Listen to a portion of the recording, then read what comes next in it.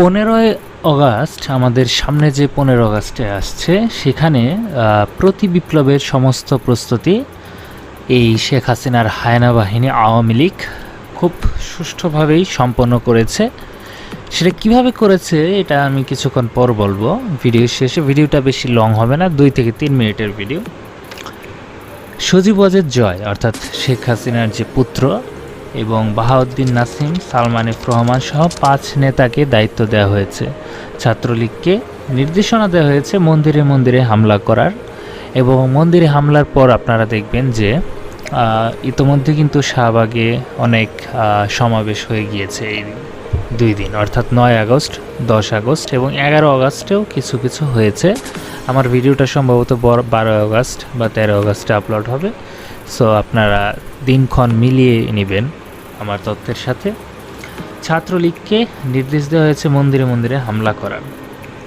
ওইদিকে আওয়ামী লীগের আরেকটি দল, আমরা যদি আওয়ামী লীগ 2.0 ধরি, সেই দলটি চলে যাবে ধানমন্ডিতে এবং সংখ্যালঘু নির্যাতনের প্রতিবাদে তারা শাহবাগে নেমে আসবে ঢাকা দক্ষিণ সিটি কর্পোরেশনের নেতাকর্মীদের নেতৃত্বে। সারা দেশে 15 আগস্ট অর্থাৎ জাতির পিতা শোক দিবসের কথাই বলেন আপনি। সো ওই দিনটাতে একটা ভালো রকমের শোডাউন তারা দিবে, এবং ওই শোডাউনটা দিতে পারলে শেখ হাসিনাকে দেশে আসা অনেকটা সহজ হয়ে যাবে। এবং ইতোমধ্যে আমরা আমাদের যে উপদেষ্টা মণ্ডলী রয়েছে সেই উপদেষ্টা মণ্ডলীদের কাছ থেকে তাদের সদস্যদের মধ্যে একজন ছিলেন সাখাওয়াত হোসেন, এবং সাখাওয়াত হোসেনের কাছে আমরা এরকমটাই মানে কথাবার্তা শুনেছি। তো প্রশাসন তো এখন পর্যন্ত কিন্তু পুরোপুরিভাবে পরিবর্তন করা সম্ভব হয়নি যে শেখ হাসিনার বিরুদ্ধে তারা কথা বলবে। সারা দেশে ভালো শোডাউনের পেছনেও প্রশাসনের একটা হাত থাকবে। এবং আপনারা খেয়াল করে দেখবেন যে সজীব ওয়াজেদ জয় বারবার করে একটা কথা বলছে যে তার মা এখনও প্রধানমন্ত্রী। সমস্যা হলো এই প্রতি বিপ্লব প্রতিরোধে বিরোধী দলগুলোর কি কোনো প্রস্তুতি রয়েছে এটা আমরা কেউ জানি না। সরকারের উপর ভরসা করে লাভ নেই, কারণ এরা কেউই রাজনীতি করার মানুষ না। সরকার পরিচালনাতেও খুব একটা তারা অভিজ্ঞ সেটাও আমি বলবো না। যেভাবে এসেছেন সময় পক্ষে না থাকলে তারা সেভাবেই নেমে যাবে। কিন্তু বৈষম্য বিরোধী ছাত্র আন্দোলনের কোনো কর্মসূচি এখনও কিন্তু আমরা পাইনি। এরা দেখলাম কোথাও গাড়ি মিছিল আর ফুল মিছিল শুরু করছে, কোথাও আবার কমিটি থেকে পদত্যাগ করছে। তাহলে আপনারা কিভাবে সংগঠিত করবেন লোকজনকে? অর্থাৎ এই কথাগুলো আমি বলছি আওয়ামী লীগের নেতাকর্মীদেরকে, যারা ক্ষণে ক্ষণে পদত্যাগ করছে। বিভিন্ন বিশ্ববিদ্যালয়ের প্রিন্সিপাল ভিসিদেরকে আপনারা দেখে থাকবেন যে এরা ছাত্র আন্দোলনের মুখোমুখি হওয়ার আগে, তাদের নিজেদের প্রতিষ্ঠানের শিক্ষার্থীদের মুখোমুখি হওয়ার আগেই তারা কিভাবে পালিয়ে বেড়াচ্ছে। অর্থাৎ তাদের অপরাধের পরিমাণটা কত বিস্তৃত। এছাড়াও আরেকটা জিনিস আছে যে বৈষম্য বিরোধী আন্দোলনে অর্থাৎ বৈষম্য বিরোধী ছাত্র আন্দোলনে নিজেদের এই বিপ্লবের একমাত্র স্টক হোল্ডার মনে করে, যেহেতু এই সময়ে ছাত্র জনতার করণীয় কি সেটাও তাদের ঠিক করতে হবে। এখন আপনাকে আমি একটা কথা বলি যে ডক্টর ইউনূসকেই কেন আনতে হলো? আর কি লোক ছিল না? বা নিরপেক্ষর মধ্যে কি শুধু ডক্টর ইউনূসকেই নিরপেক্ষ মনে হয় যে আপনার তাকেই উপদেষ্টার প্রধান বানাতে হলো? এর পিছে একটা কাহিনী আছে। আপনারা অনেকেই জানেন যে উনি শান্তিতে নোবেল পুরস্কার পেয়েছে, এবং তার বৈদেশিক অর্থাৎ বিদেশে জিওপলিটিক্যালি যদি আমি বলি, বাইরের দেশের শক্তিশালী পরাশক্তির দেশ আমেরিকার সাথে তার একটা ভালো সম্পর্ক রয়েছে, সুসম্পর্কই বলা চলে। শেখ হাসিনা যেরকম মোদির সাথে ভালো খাতির, আমরা ডক্টর ইউনূসকে বলতে পারি যে আমেরিকার সাথে তার একটা ভালো সম্পর্ক রয়েছে। বিধায় শেখ হাসিনা কিন্তু ভারতে বসে বসে বলছে যে সেন্ট মার্টিনকে কেন্দ্র করেই নাকি আমেরিকা শেখ হাসিনাকে পদত্যাগ করাতে অর্থাৎ দেশ ছাড়তে বাধ্য করেছে। কিন্তু ব্যাপারটা কিন্তু তা নয়। এখানে আমেরিকার কোনো নামই ছিল না। মূলত পুরো বাংলাদেশের ছাত্র জনতাই কিন্তু শেখ হাসিনাকে অর্থাৎ এই স্বৈরাচারী হাসিনাকে পতন করতে সাহায্য করেছে। তো ডক্টর ইউনূসকে আমরা এখানে পলিটিক্যাল কোনো ফিগার হিসেবে আখ্যায়িত করব না, কিন্তু আমার প্রশ্ন হচ্ছে যে ডক্টর ইউনূসকেই কেন তারা উপদেষ্টা প্রধান রাখলে? এর পেছনে কারণ হচ্ছে তার যে ইকোনমিক্যাল কন্ডিশন, অর্থাৎ এখন বাংলাদেশে যদি ইলেকশন হয় আপনি নির্দ্বিধায় বলতে পারবেন যে এখানে বিএনপি 300 আসনের মধ্যে 200 প্লাস কিংবা 250 প্লাস আসনও পেয়ে যেতে পারে।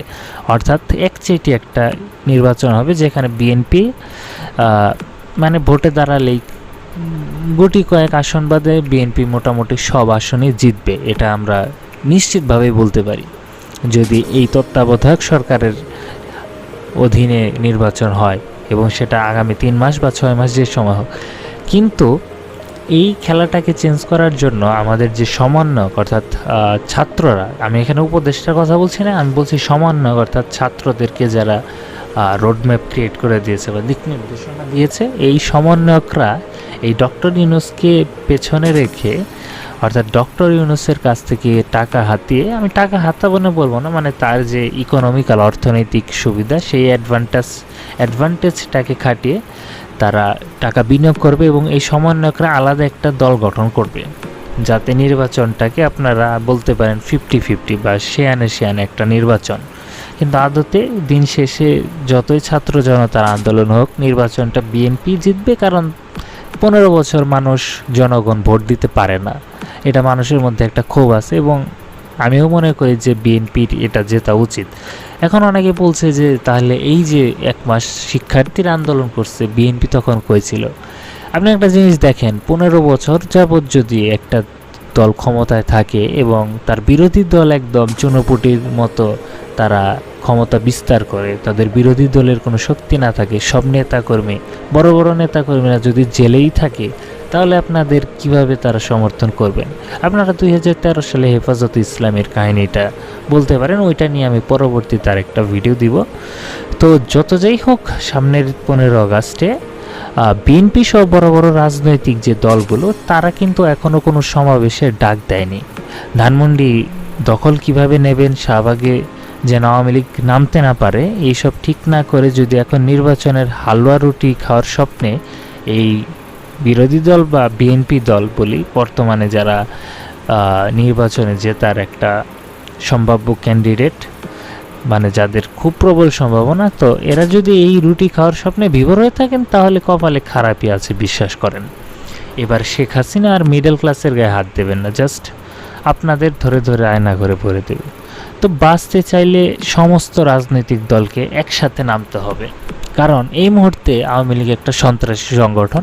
আমাদের উপদেষ্টা সাখাওয়াত হোসেন যতই বলুক না কেন যে আওয়ামী লীগ একটি সংখ্যাগরিষ্ঠ দল, আপনারা নেতাকর্মীরা দল গোছান, এই কথার মধ্যেও একটা টুইস্ট আছে। ইনি এটা আমরা বলতে পারি যে সার্কাজম করেই বলেছেন এবং তার এই কথার মাধ্যমে একটা জিনিস খেয়াল করবেন যে ইনি যেহেতু শেখ হাসিনাকে বলছেন যে তাকে পালাতে কেউ জোর করেনি, সে নিজেই পালিয়ে গেছে, অর্থাৎ শেখ হাসিনাকে তার দেশে আনার একটা পরিকল্পনা আছে এবং উপযুক্ত বিচারের কাঠগড়ায় দাঁড়ানোর একটা সম্ভাবনা আছে। কিছু কিছু মানুষ বলতে পারে যে হয়তোবা এটা এক প্রকার আওয়ামী প্রীতি বা আওয়ামী লীগের হয়ে সে দালালি করছে, এটা নিয়ে আমি বেশি কিছু বলবো না, এটা তার পুরোপুরি নিরপেক্ষতার একটা রাজনৈতিক দর্শন বলা যেতে পারে। তো বাঁচতে চাইলে আমাদের যেটা করতে হবে এই মুহূর্তে, সকল রাজনৈতিক দলকে একসাথে বসে, যাদের লোকবল বেশি, সেটা হোক হেফাজত ইসলামী, হোক জামাত, হোক বিএনপি, সকলকে কাজে লাগাতে হবে। ঢাকার প্রতিটা পয়েন্টের নিয়ন্ত্রণে নিজেদের কাছে রাখবেন। আওয়ামী লীগ 1 ইঞ্চি জায়গা নিতে আসলে এমন শিক্ষা দিন আর কোনোদিন যাতে তারা আসার সুযোগ না পায় এবং আসতে গেলে 3 বার ভাবে। এখন এইসব গ্রাফিটি খেলার সময় নয়, বিপ্লবের পর খুব অল্প সময় প্রতি বিপ্লব চলে আসে, কথাটা আমাদের সকলেরই এখন মাথায় ঢুকিয়ে নেওয়া উচিত এবং সেটার সময় অনেক দ্রুত চলে এসেছে। কাদের সাথে খেলতে নেমেছেন এখনও যদি না বোঝেন তাহলে শেখ হাসিনা নিজে এসে আপনাকে এবার সেটা বোঝাবে। ভারতে মিটিংয়ের পর মিটিং চলছে, দেশে কোটি কোটি টাকা ঢুকছে, মিডিয়া থেকে প্রশাসন সবখানে চলে গেছে একটা মেসেজ, ডেডলাইন 15 আগস্ট। আপনারা শত্রুরা এখনও ঘুমায়নি আর আপনি এখনই ঘুমিয়ে গেলে চলবে না। স্বাধীনতা অর্জনের চেয়ে স্বাধীনতা রক্ষা করা কঠিন। ধন্যবাদ।